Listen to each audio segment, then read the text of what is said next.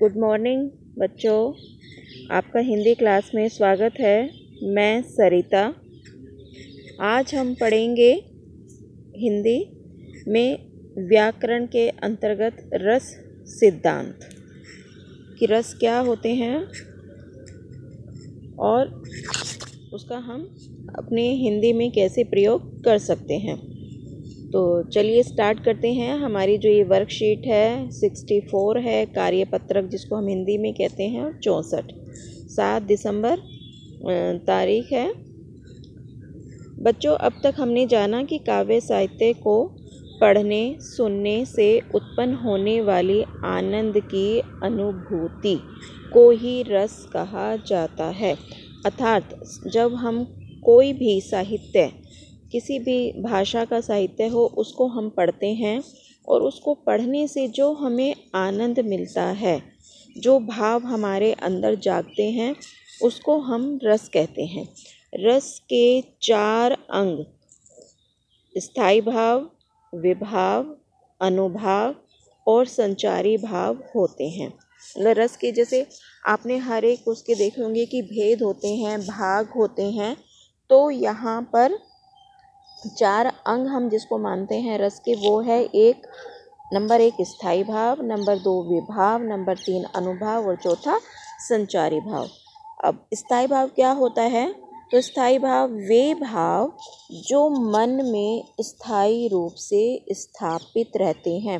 अर्थात वे भाव जो हमेशा हमारे मन के अंदर विद्यमान रहते हैं, मतलब स्थायी हैं। स्थायी का मतलब होता है परमानेंट। तो जो भाव हमारे मन के अंदर परमानेंट रूप से रहते हैं, उनको हम कहते हैं स्थायी भाव। ठीक है। और दूसरा, स्थायी भावों के उद्बोधक कारण को विभाव कहते हैं।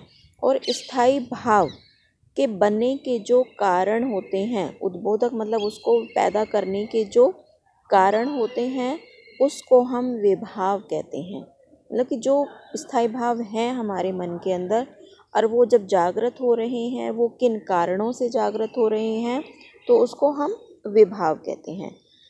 विभाव कितने प्रकार के होते हैं? विभाव 2 प्रकार के होते हैं, आलंबन विभाव और उद्दीपन विभाव। अब हम अनुभाव और संचारी भाव के बारे में जानेंगे। इससे पहले की वर्कशीट में हम लोग विभाव और स्थायी भाव के बारे में जान चुके हैं। तो अब ये देखते हैं अनुभाव। मनोगत, मन में उत्पन्न। मनोगत का मतलब होता है कि मन में उत्पन्न होने वाले भाव को व्यक्त करने वाली शारीरिक प्रक्रिया अनुभाव कहलाती है।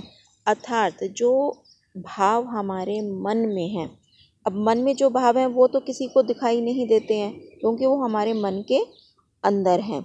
लेकिन जब उसको प्रकट करने के लिए हमारे अंदर जो शारीरिक क्रियाएं होती हैं, जिनसे लोगों को पता चलता है कि हमारे अंदर क्या भाव जाग रहे हैं, तो वो अनुभाव कहलाते हैं।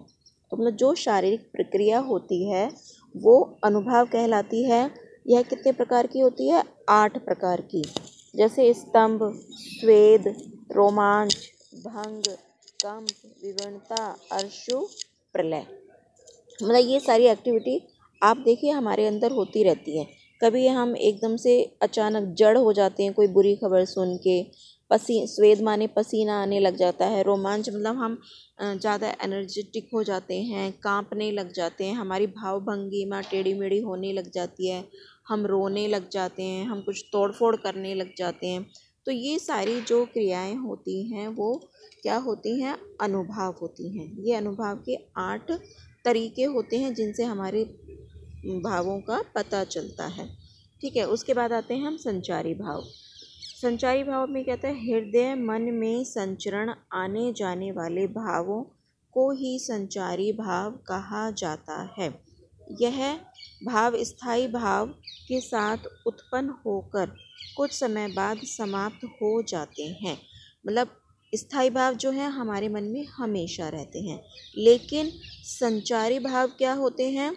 जो स्थायी भाव के साथ मिलकर थोड़े टाइम के लिए आते हैं और फिर वापस चले जाते हैं। वो हमारे मन में हमेशा विद्यमान नहीं रहते हैं। अर्थात ये स्थायी भाव मन में स्थायी रूप से नहीं रहते हैं, मतलब ये हमेशा हमारे मन में नहीं रहते हैं। संचारी भाव की संख्या 33 होती है, 33। मतलब जो विचार हमारे मन में आते रहते हैं, जाते रहते हैं, उनकी संख्या कितनी होती है? 33 होती है।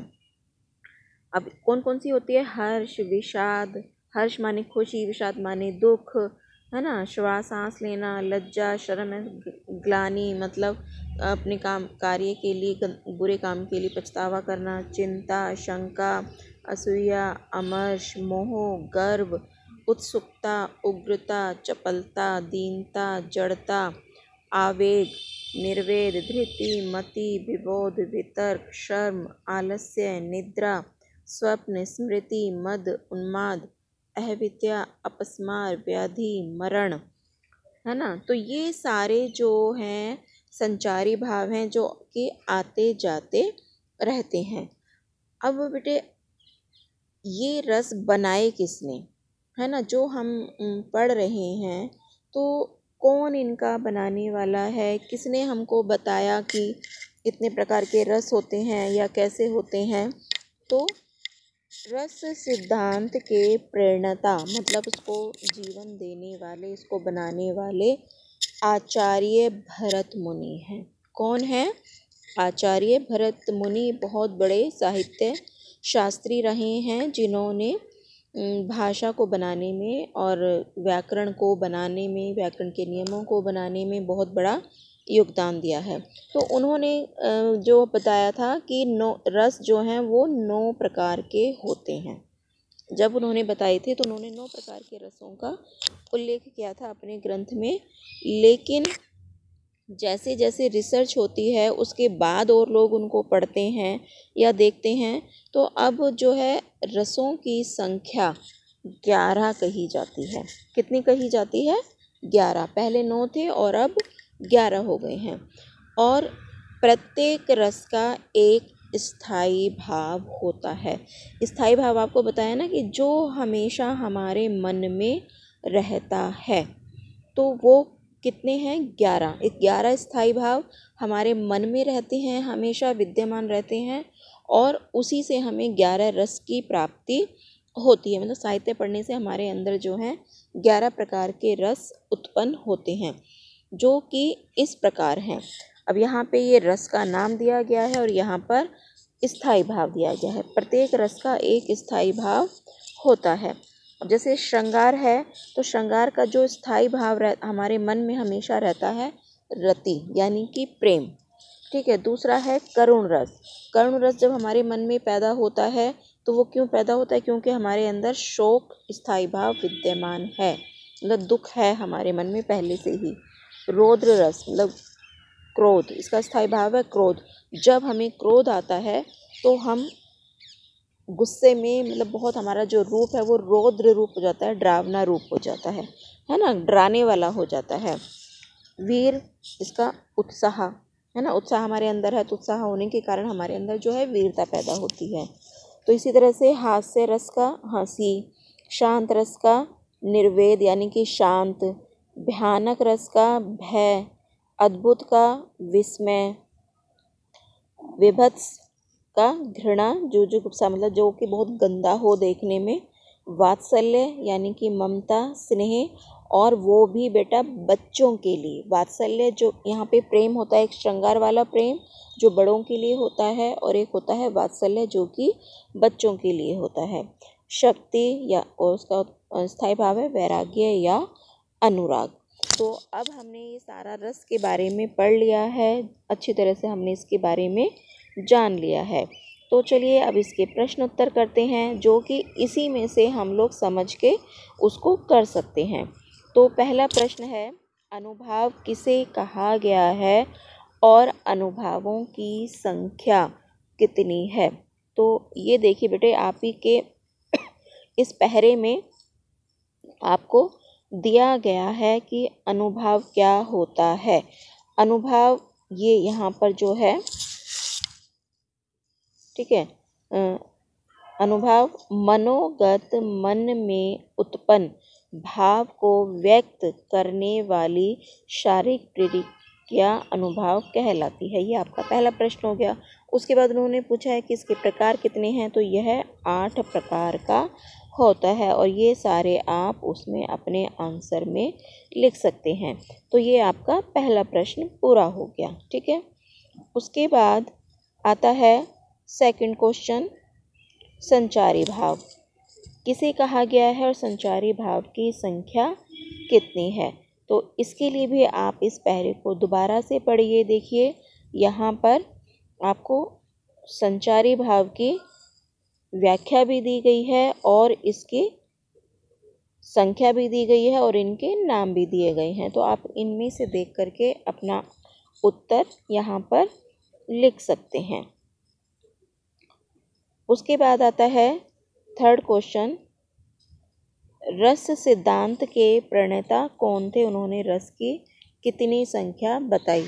तो अभी पीछे इसी पहरे में आपको दिखाया गया है कि रस के प्रणेता भरत मुनि थे और उन्होंने 9 रसों की संख्या बताई थी, उल्लेख किया था। ठीक है, उसके बाद है अनुभव के कितने प्रकार हैं और उनके नाम लिखिए। तो बेटा ये भी आपके इसी पहरे में है कि अनुभव कितने हैं। ये देखिए यहाँ पे इसका आंसर है, ये सारा आप यहाँ से देख कर के उतार सकते हैं। तो ये आपकी वर्कशीट पूरी हो गई है। और बच्चे बेटे यहाँ पर जो मैं आपको पैराग्राफ में से बताती हूँ कि यह आंसर यहाँ पर है, यह आंसर यहाँ है, यह इसलिए कि आप अपने आप समझ के इसको बता सकें और लिख सकें। अगर मैं लिखूँगी तो बेटे आप लोगों को एक तरह से कहेंगे ना, मुहावरा है कि पकी पकाई खीर मिल जाएगी, मेहनत नहीं करनी पड़ेगी। तो आपको खुद सीखना है। आपको अच्छे से मैंने समझा दिया है और आंसर भी बता दिए हैं कहाँ पर कैसे हैं। तो उसको देख करके आप ये वर्कशीट कर सकते हैं। ठीक है, तो इसको आप जल्दी से फटाफट ये वर्कशीट कीजिए और इसको आनंद उठाइए, इसका रस लीजिए। तो चलिए जब मिलते हैं फिर अगली क्लास में जल्द ही नया विषय लेकर।